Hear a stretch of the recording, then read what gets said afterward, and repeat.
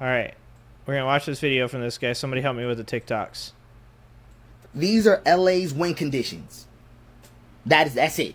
So any municipal breakaways. Glendale just canceled its ICE contract. That's precedent because every city that follows turns protests into a policy cascade. So the goal is just to turn LA into the first domino, and it puts public pressure on Santa Ana, Long Beach, etc. to follow suit. The second win condition is any public moral awakening. So that's what I was wondering about that because I saw that earlier today. I saw earlier that one of the cities had canceled their contract with ICE, and I was like, I wonder what that does. Just so you guys know, too, just so I'm not just sharing this guy's video, it's Cypher.J is his name, Justin Scott. Or Justin Scott's his name, it looks like Cypher.J is his handle. And here, let's put his TikTok in the chat. So that way he gets some more followers. But I did see that.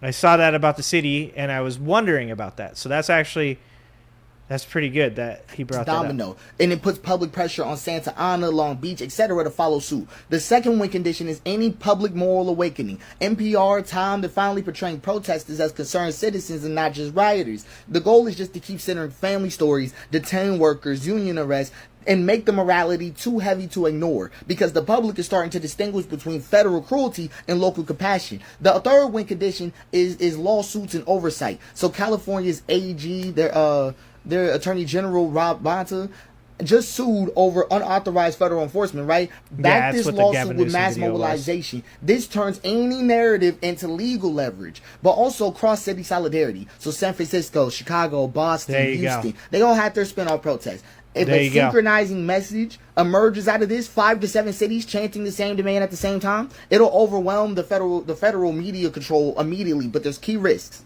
And we're going to go through those too. There is currently no unified demand. In the raids is vague. That is not going to work. Protect sanctuary cities by law. That's a little better. Abolish ICE is polarizing. We need to be concerned about the message. Movements without demands become media spectacles without memory. That's actually a great point. He's got a fucking amazing point there. Because the defund the police thing was one of the perfect examples of that. Like, something really good could have came and started to because of Biden. Biden did start the ball rolling in that direction, but of course Trump definitely pushed it back into the position it was that from the Floyd protests, Black Lives Matter's protests, the idea of defunding the police, when understood as it was correct. And that was that police officers need more training. Police officers need mental health specialists to go with them when dealing with mental health issues.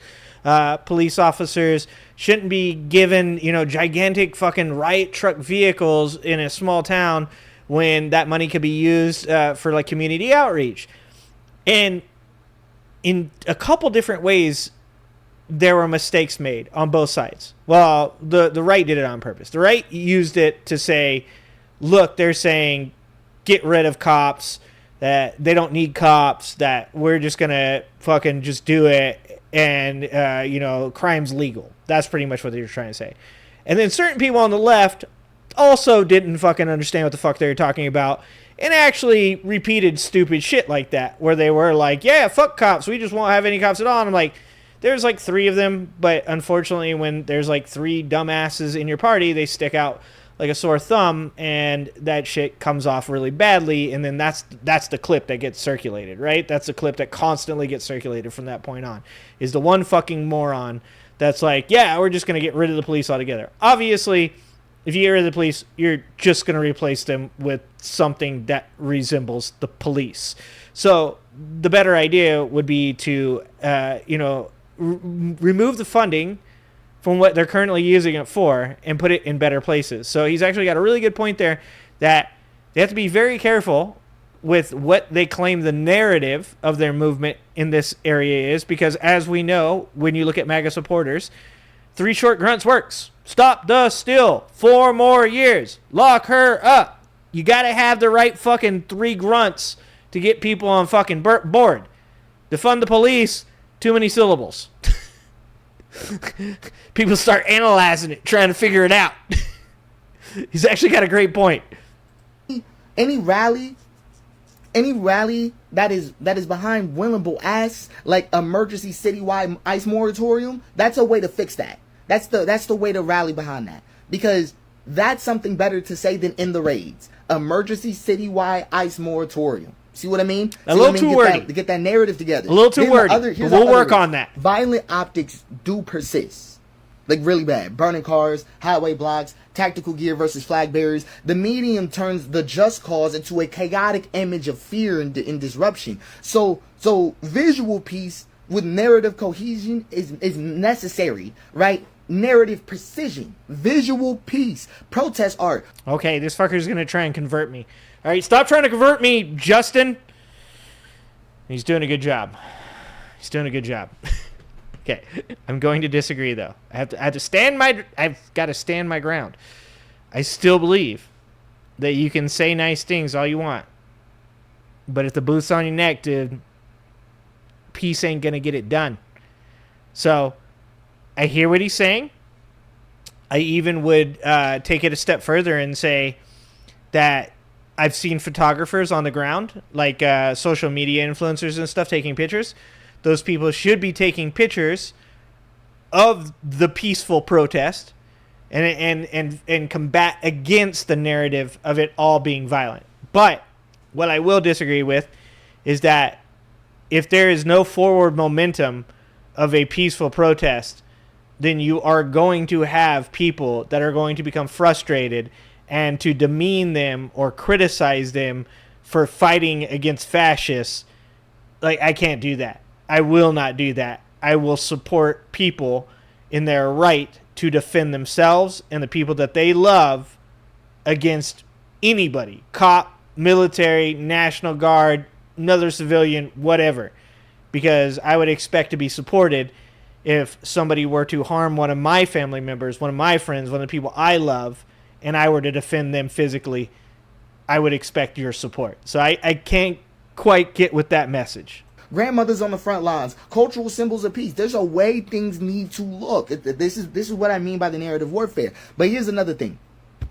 So Trump frames the protest before the protest framing itself is a major risk. He's already calling it an uprising, open border insurrection. Yep. So they see that as a test of strength, not justice. So if the story is about control, he wins.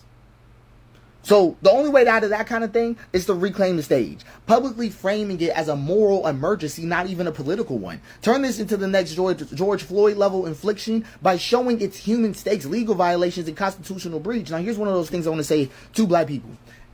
Our grief has already been militarized. They've already targeted us enough. We don't need to send our support, like physically, on the ground. No. But they will come for us with this method. This is very key to watch. Very key to watch and to document. Please pay attention here. This is not, like, even though the stay out of it side is what I agree on, it is important to document what their tactics look like. It really is. But here's the other risk. Any type of movement fragmentation. Because without visible leadership or a unified communication, even internal allies are unsure what just even comes next out of this. So local energy won't translate into national momentum. Yeah, that's good. That I agree with 100%. Is the left is always too fractured. You guys know this because I said this just recently, and I've been saying it for months. Is the left doesn't have a singular voice. They don't have an MLK. They don't have a JFK. They don't have an idea. He's actually talking about a lot of things that I've already talked about. The civil rights movement had a focus. MLK speaking to it and being a leader and keeping people unified and connected gave them purpose. I mean, really what he's saying here, and I get the stay out thing from the African American community, and I get that they've shown up for a lot, but I don't agree with the stay out. I don't agree with that. I'm going to continue to disagree with people staying out regardless. I don't think this is should be about race. I don't think this should be about gender. I think it should be about being human, and I think we should all stand up against this. I get why this young man is saying the things he is saying about staying out of it. And believe me, I fucking 100% support this dude. I understand. I understand. I was there. I punched Nazis in the face, dog. I know what you're talking about. But like, I think everybody's got to show up. I don't think that we got a choice here. I don't think it's time to fracture and say only these people do this or only these people do that. These people have given too much. These people haven't given enough. 100%. I've seen those voting rolls. I know African Americans showed up for Biden. I know they showed up for Kamala. And I know that white people did not show up for Kamala. And that's fucking sad. But now's not the time to fracture. I say we all show up. We all do our thing. We all make sure that this shit doesn't continue. Need a rotating What's happening, Manny? like faith leaders, union reps, dreamers, just any I morning am not brief. watching the basketball Just open game up. right now. You don't I've gone need a little permission. long. Just open up in the morning, just talking about the situation yourself. It doesn't even matter if it has views. We need documentation. That's the big thing. This literally needs to be psychological jujitsu. We need to use their like spectacle that. against them, humanize faster than they can militarize, and render the invisible visible in this case. The messaging Good also job. needs to be a lot stronger, because they needs to be like, we're not radicals. We are mothers, workers, neighbors, trying to protect our homes from the federal aggression. Okay. And you don't need to agree with our politics to see that our humanity is being violated. That's real. That's real, right? Because we need to stay in an anchor place. This is about LA, not DC. Okay, emotion over ideology. Center immigrant stories, children's drawings, elders testifying, and literally frame ICE as an uninvited foreign force in a city that never gave consent. We're at war with the camera. That's what I'm trying to get y'all to get. I'm trying to get y'all to get. He's a We're at war very with good the camera. speaker. It has nothing to do with anything going on over there. It's not even in the best spot. Like the whole riot. Not even in the best spot. But the camera's vulnerable. So, any public altars for detained families, candlelight visuals overpowering riot gear, important. Any mothers in prayer circles versus soldiers, a haunting inversion, important. Any legal observers in neon vests, non-violence made hypervisible, important. Drone footage of peaceful marchers being surrounded to trap the state in its own excess. That's the way to do this, right? Okay. The thing is All that right. people got to understand that we also have to have a refusal to flinch. So his whole game is to escalate until we react destructively. That's basically the whole game. So win at this game. Discipline silence at tense moments. Refusing to chant when cameras arrive. Making protesters look more trustworthy than the people in uniform. All of that actually matters in causing a narrative breakthrough. See, but this is what victory conditions actually look like. And it's not going to be found in the cheering. No, nothing like that. But this is my scorecard on the event. It's a very tangible one. I would give it. This is not the most ideal event ever. It's just enough energy behind it to get it cooking. I would literally give it like a 4 out of 10. But the camera is vulnerable, and that's the aim. That's the aim. Any Democrat that's been looking for, or a leftist that's been looking for an angle at this whole thing, the camera is the most vulnerable it's ever been. And I hope that y'all have a great time with it. This is literally, I'm talking about, if you like the shit posters. The shit posters. This is your day. Like, you could have a ball here. My man, Jesus Christ, my dude, like that's the voices you need. Those are the people that you need talking. Like, somebody needs, Gavin Newsom needs to see this young man's video, like you can't win wars without great leaders. You can't have movements that matter without great leaders. And that young man, and I'm calling him a young man because I'm an old man. I don't know how old he is. But he speaks very coherently to what needs to be done. And that's what I keep saying is, like, I think a lot of people out there think that they can't do anything about what's going on. And that's wrong. Like, you're wrong. You're doing something about it by speaking out. You're doing something about it by, like, being available to people that want to hear your voice. You're doing something about it by not being silent, by continuing to think logically about how to fix the situation. So somebody's got to get Gavin Newsom that video of that guy, because that's a very, very good video. And like I said, you guys have heard me talk this whole night. You've heard me be very aggressive and confrontational about how I think that things should be done. And that gentleman has a different point of view. And that's good. That's what it should be. We should be able to have democracy of thought. We should be able to have people that say, I hear what you're saying, I like what you're saying, but can I suggest something different? Because without that democracy of thought, you don't have democracy.